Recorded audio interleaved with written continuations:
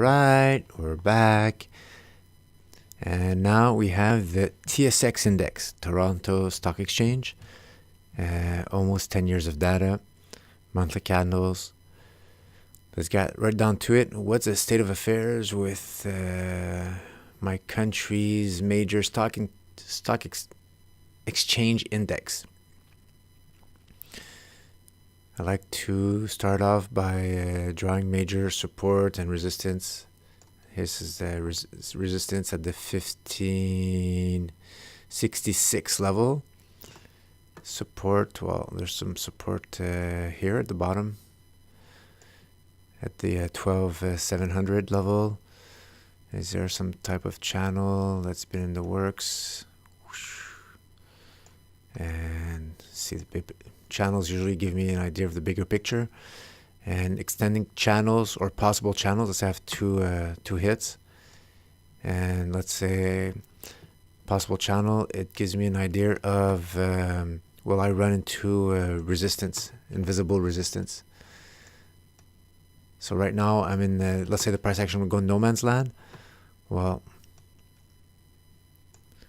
is that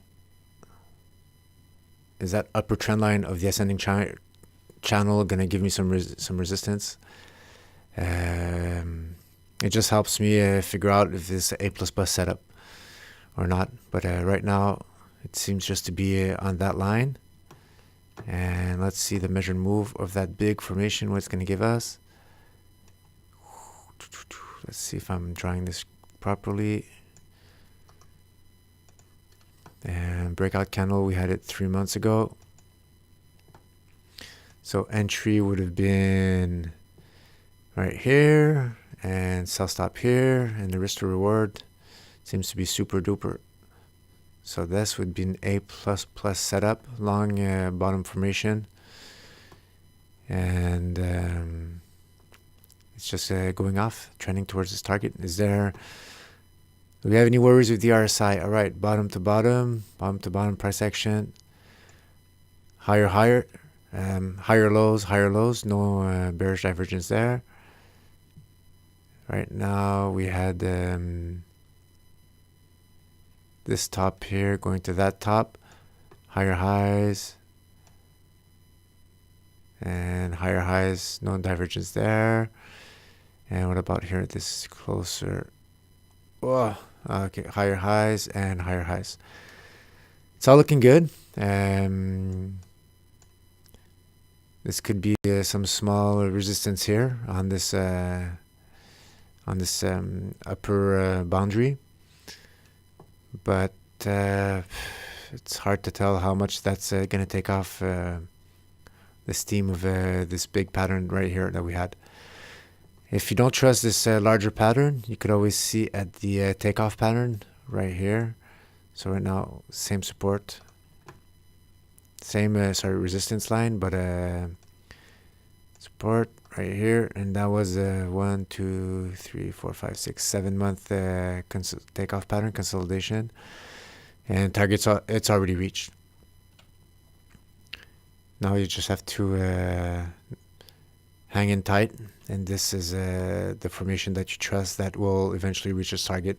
Price action, I'm going to zoom up, or what I can imagine, maybe here, this is going to come back and test this resistance turn support. Or you could imagine eventually maybe a full retrace to that lower boundary. Right now it's more in an uptrend, ascending channel. That scenario, I'm not considering it too much. So this was 3 months ago. It would have been a good moment to enter TSX bullish wise and play that big move there that gives us a target of 18,642. All right, finish, set up that alert. I'm going to put some alerts here just to see. I'm going to come back to the TSX index if ever that threshold is passed, and see how the additional candles would have morphed the chart, right? candles, bearish candle here or going down, then the chart gives a different look, right? It validates the ascending channel.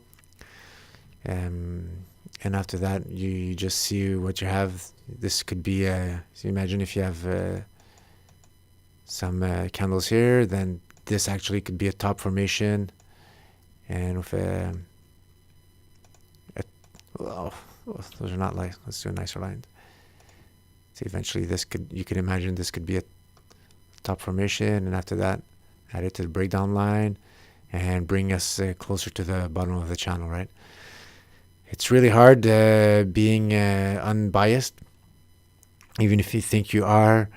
You read stuff, you hear stuff, and your brain digests that.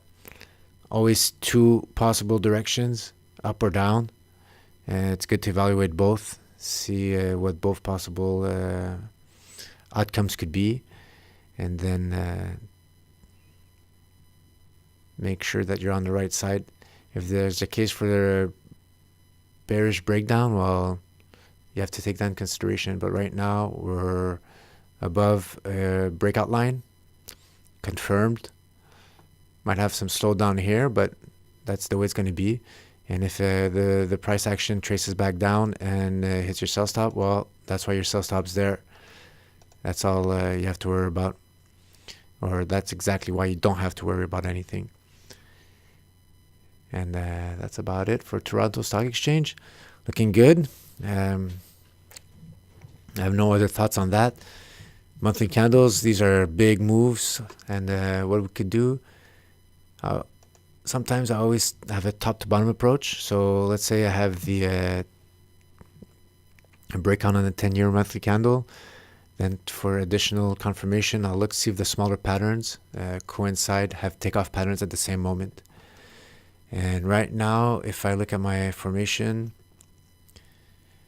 see here I could have had a false breakout. And hence my concept that I call noise. On the monthly candle, this would just be a wick, because the close would have been more important than a close of a weekly, and it would have the price action would have been under that breakout signal.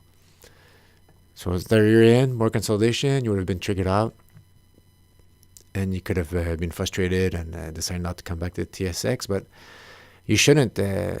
Every candle's added morphs the chart, and don't take it personally if that chart, if you misanalyzed it. It's not your enemy. It's going to keep adding candles. It doesn't care what you think, and you should not dismiss it. It's just one more chart. All charts are valid to be traded.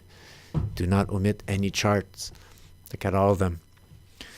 All right, so on the weekly, you had some more action going down, actually getting a little support a little deeper in.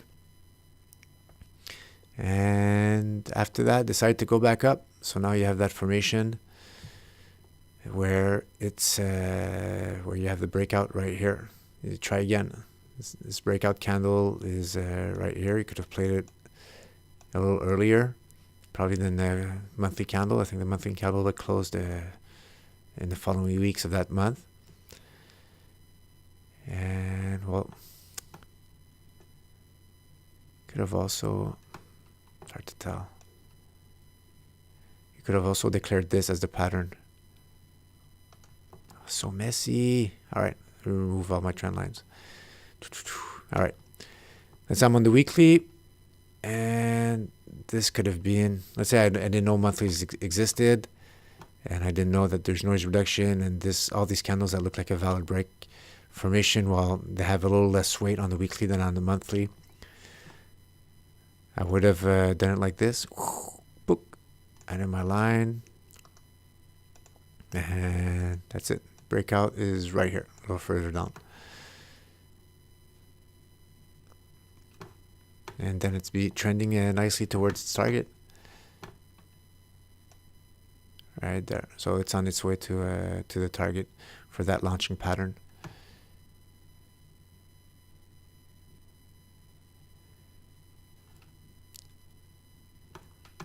Let's drill down on the daily.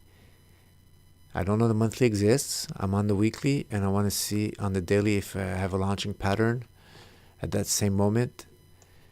And right now what happened on the daily is